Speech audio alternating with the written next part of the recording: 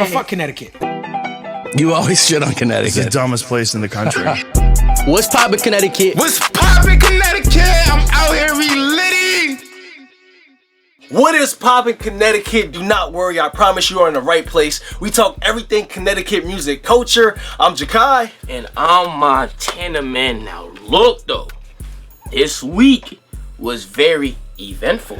It definitely was. Montana is probably definitely one of the hardest workers in this game right now, man. Facts, yo. Listen, we went to I think 4 events in total, right? Yeah. We did the press play, we did the poetry slam, the runaway experience, and Shirley and Friends, which we just got back from. Right, and I know y'all here to see what we gotta say about Shirley and Friends, so we definitely gonna say that for last. You know what I'm saying? That works. So, but what's the event we gonna talk about first? We're gonna talk about the press play event. Now, this was a last minute event when we popped out. I hit Montana like, yo, bro, there's an event going on today.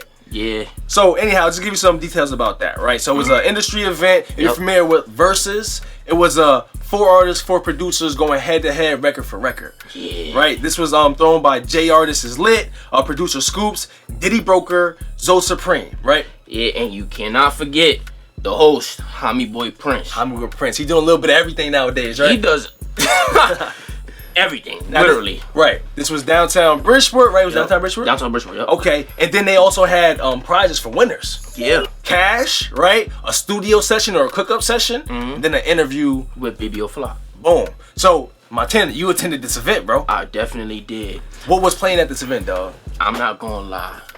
I loved everything about the event. You see what I'm saying? It was, like you said, it was like a versus kind of effect. So if you enjoy versus, it's very similar to that. One thing I like about it and I want to highlight is even though the artists was going against each other, they show love to each other.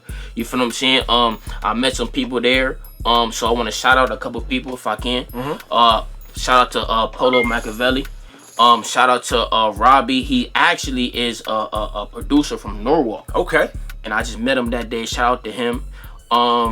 BBO Fly was there. A lot of people was there. It was fire. It was dope. The food was good. Let's get it. You feel what I'm saying? We had drinks. We was tipping the bartender. Everything was dope, man. It was good vibes, man. What is one thing that you think could have made the experience better? One thing that I think could have made the experience better, and you know, shout out to the people that was there, because this is kind of something that was like out of y'all control. But it's just that a lot of time in the beginning was dedicated to like cleaning the space that they had, because the previous person who was there, you know, they kind of had made a mess. So you know, we had to clean a couple things before we could actually get the event started. So that's my only critique of it for real. Okay, so if the owner did what they had to do, or and actually clean and did what they were supposed to do, could have been like a timely manner, starting timely exactly. manner. Okay, cool. That's the press play event, man. Wow. So, talking about press and plays and pop-ups, right? Yeah, where did you go? Hey, man, I was at the Where did you poetry pop-out situation. It was a collaboration between Mosaic Coalition and Gang Poetry, right? Okay. So, what was the rhythm of this event, you ask? Huh? So, look, man, this event also downtown Bridgeport. They had food, drinks. Oh, so you was in Bridgeport too? Yeah, it's in Bridgeport too. Okay, yes, sir. Downtown Bridgeport. This is a different night though. This wasn't the same night as press play. This is the night before press play, right? Raffles. It was like I said, Mosaic Coalition. Want to give a shout out to Brendan. Shout out to you, boy. Internationally known because he's a poet, right? Internationally known as Balance. Balance. Right? Yo, he does so much. He's like the Black Superman in our community. What bro. that mean? That means so Mosaic Coalition is a community center. Okay. They have free classes, free art and creative classes, free they doing so much for the community, man. That's fire. Shout out to them. Shout out to them, and I definitely want to give a shout out to a couple poets that was there doing their thing, bro. Listen. A poet named Midnight, Supreme Divinity. She's also the founder of We've Got Something to Say. It's a platform promoting mental health and just the well-being through poetry, right? So look, I hope that we collab with y'all, because I want to do something with y'all. Supreme Divinity, come on. Pop-up artists, that collab gonna be crazy, you heard? Yeah, fuck with us. But look, bro, there was someone there named Fly Ry who self-proclaimed himself as the face of CT. I want to try something real quick. PS! See, look, Montana not tapped in, bro. Yo, when Fly Ry say PS, motherfuckers in the crowd, it was like, poetically speaking, that's like his thing. Oh, PS, poetically speaking. Hey, man, he surprised me, bro. He got up there, he had something to say, you feel me? And he's a spoken word poet. He's spoken word, poet, I apologize. Anyhow, he's also an artist too. Oh, really? And he's also cultivated a space and a platform. It's called Hookatry. It's in Waterbury, Connecticut. It's every last Thursday of the month where people get together. You can, I guess you could perform and all that stuff, but every last Thursday of the month, yo, Fly Ry, you doing your thing, man. Real talk. So, Hookatry. Hookatry. Obviously, there's hookah there, poetry, and art, you heard? Okay. You know what I'm saying? I could rock with that. One thing that I think could have made the event better, now if you know downtown Bridgeport, you probably had to deal with this too, maybe, I don't know. Yeah. But if you drive to downtown Bridgeport, you know it's crazy and parking is kind of ridiculous. Yeah. Alright, so if this is just a place where you can have designated parking, but this is not really on, because it is what it is, right? Yeah. Like, so I don't know how y'all can make that better, but maybe y'all can get like a deal with some of these parking lots. I don't know, man. But the parking situation. Just to make parking easier for everybody. Right. Yeah, right. I feel what you're saying. But overall, man, this event was dope, man. From the food to the drinks to everybody going up, like, yo, respect to everybody, Balance, Supreme Divinity, just gang poetry. Yo, it was a you dope enjoyed event. Yourself. Definitely. I got some merch too, you heard me? Okay, shout out to Rob. Anyhow, so talking about experiences, bro. You know what I'm saying, went to the Soul Food Sunday event and their runway experience, bro. I definitely did. Wait, no, before we get into that, my apologies. I just want to give some background on that event, right? So it was a Soul Food Sunday event. It was a listening party / fashion show. And it was thrown by like the collective. They got a collective there. Right? Yes. Mr. Soul Food himself, my guy, our friend Ja. Shout out to you. Right? Krilla, Blizzy. Hey, Lil Blizzy, you know what I mean? Go, JR, Producer Scoops, and Frankie with the list, bro. Yeah. Now, once again, I mentioned it was a listening party / fashion show. Yo, Montana, how was the experience, bro? Okay, it was a listening party / fashion show / birthday celebration for Ja. They did that. They did that. Oh. So my boy Kai wasn't there. Nah. But so I'm gonna say it for him. Happy belated to you, my Happy boy. belated, man. For real, I appreciate that. Happy belated, Ja. Happy belated, Ja. You feel me? But now that we got that out the way, the experience was immaculate. You feel what I'm saying? I had my food. I had some chicken, macaroni and cheese. Chicken. You had to have his chicken, yeah? Yeah, I'm black. You feel me? I had my little glass of wine. You feel me? The vibes was cool. They had some March Madness games going on. That's dope. You feel me? So I missed a lot. You feel me? Because of the fashion show part, but I didn't miss too much because I was able to watch a couple of the games while we was waiting for the show to get started. The dope thing about it was, like you said, it was a collective of a bunch of artists, and it was a listening party. So every single song that was played, it was like a different piece of clothing that was modeled by the models that they had. Ooh. Which was dope. That's so out of the box and that's so unique. So shout out to, I believe her name is Chastity. Okay. Josh. Chastity, the artist? No, not Chastity the artist. Okay. Soul Food Sunday Chastity. Okay, like part of the staff over there? Part of the staff over there. Respect. Shout out to her because like a lot of people never thought about that. The fact that we have a listening party and each song is like a different piece of clothing. Well, let me ask you this real quick. Was there a piece of clothing or a particular song that really like piqued your interest? I'm not gonna lie. Blizzy got like this kind of like Jersey Club type of song. I forget the name. Come on, man. I forget the name of it, bro. But it was genuinely dope, and that was the first song that had everybody in the crowd kind of interactive with it. That's what's up. And they had like different vibes throughout the whole album, so it was fire. What? If you don't mind me asking, did I cut you off? No, you good. Okay, what do you think is something that could have made the event a better experience? Something that could have made the event a better experience was, first of all, the doors open at 7. Okay. The event didn't start till like 11:15, 11:20. You see what I'm saying? So that's probably the only thing that I will give my critique on for it to be a little bit better. You feel me? Why do you think it was like that? Part of it probably was them waiting for people to get there. Okay. And then my other guess probably would be for them like to get the models ready because there was a big part of the event as well. Because like I said, like every song had different pieces of models walking by. So that's my hypothesis, but yeah, that's my only critique. Really. All right, so it could have been definitely a better experience if the showtime was at what it said it was. Yeah. Okay. All right. Now, speaking of showtimes, right? Yeah. Shirley and Friends, I know y'all wanted us to talk about it. We're going to talk about it. Now, how did this event compare to the hype we're gonna let y'all know in a second, but definitely want to talk about some of the facts here. Give y'all a little breakdown, right? So once again, this was in New Haven at the State House, right? State House, right? Now online, it did say that the capacity was 375. That's cap.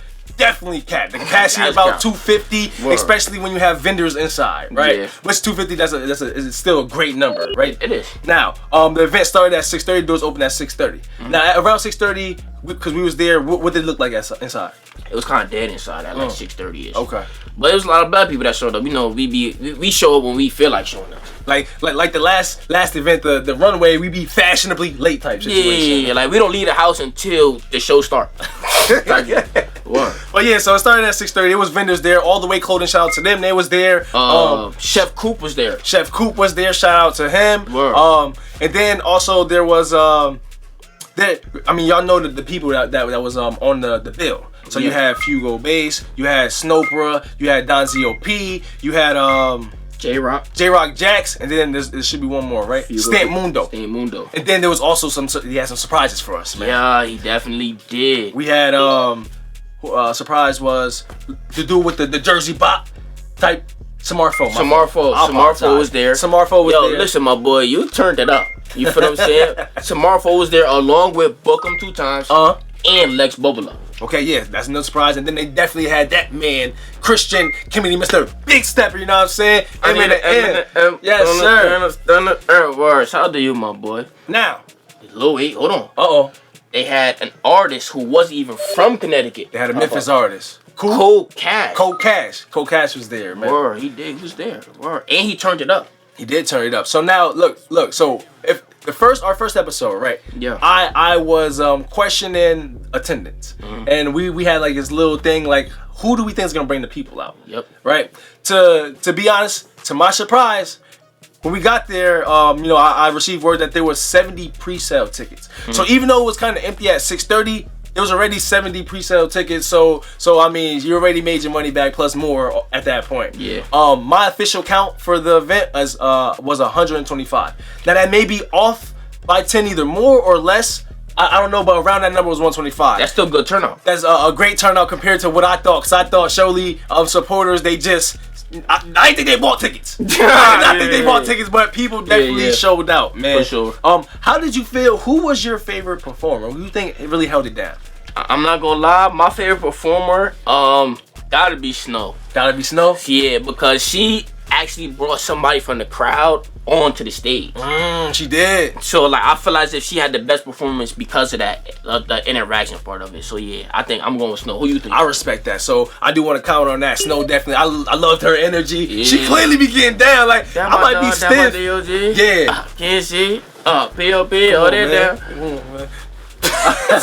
Anyways, man, but to my surprise though, if I'm being completely honest with y'all, man, I have a ton of respect for this man now, newfound respect. Hey, I think Sholey had the best performance there, and the reason why I say that is Sholey he knew all the words to his songs and convincingly his stage presence, he had the best stage presence there. He demanded your attention. He kind of controlled the crowd in a sense where everybody else, they was kind of like giving their energy to their support people on the stage versus to the people in the crowd. Sholey was like, giving you eye contact, like really trying to like put your hands in the air. I need y'all to turn up for me. Like, I respect that. And he knew other people's words to their songs when they ain't know it. Nah, facts. So, and another thing too, something that wasn't even scripted. Like, he got a jail call while he was on stage. That was fact. Gave us insight, gave us an inside look while he was on that call. Hold on.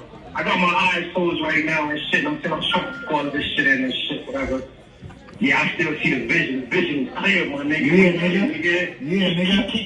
Keep doing what you do, nigga. That's facts. Definitely appreciate that. Like, that was so genuine, and that was a genuine moment that you let us in on. Facts, definitely appreciate that. Yeah. And look, man, what Sholey just did tonight, man, was like, what Connecticut, this is a glimpse of what we can do. Biggie's Husky shit, you heard? Nah, facts.